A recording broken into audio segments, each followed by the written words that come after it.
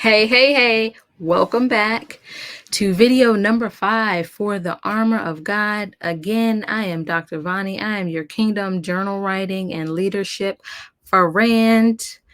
And we've been coming from Ephesians 6:10 through 18. Here is the scriptures again.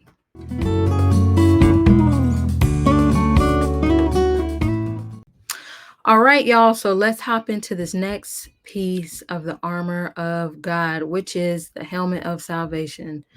So let's think about it.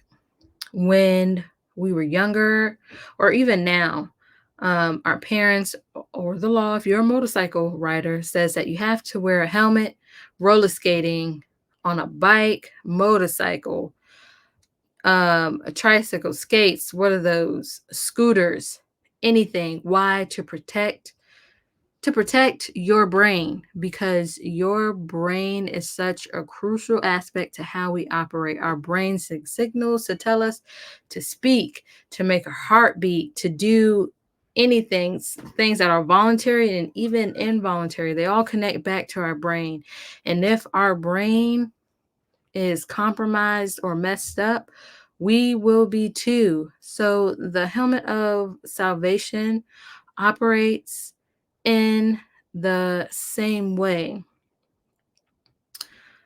Listen, the helmet of salvation protects your mind from the lies and the trick and the deception of the enemy. And by understanding and embracing your salvation in Christ, you can remain protected.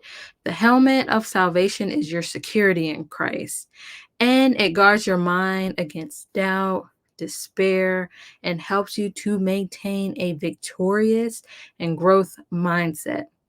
And so if we allow the enemy any entryway into our mind and we fall into it, we can now act or react based on how the enemy is telling us to move, based on the lies he's telling us, based on the things that he wants us to do for his kingdom and not God's kingdom.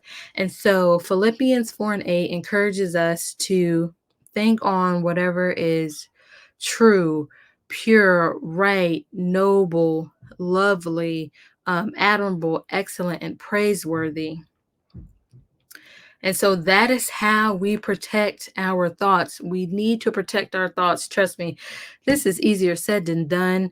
At one point in my life, I really didn't struggle with a whole lot of negative thoughts. It was when I got older and God really started to speak to me and show me the things that he wanted to do, where a lot of negative and intrusive thoughts came in. And then I found myself comfortable in those negative thoughts. And so now the hardest thing to do is just battle against it, which is why it's so important that we know our salvation, which is one of the reasons I care so much about folks' salvation.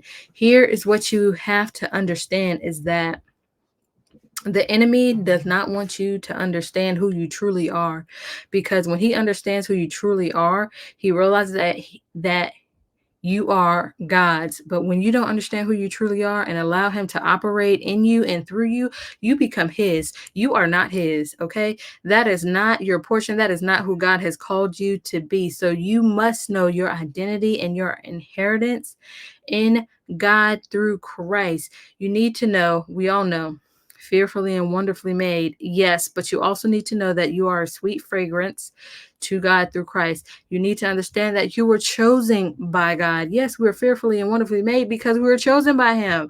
You need to understand that you are chosen by Christ to bear fruit. The fruit is what the enemy does not want you to access. You need to understand that you are his, that you are a friend of God. You're a Christ co-worker. You have the ability to come to God boldly and speak to him.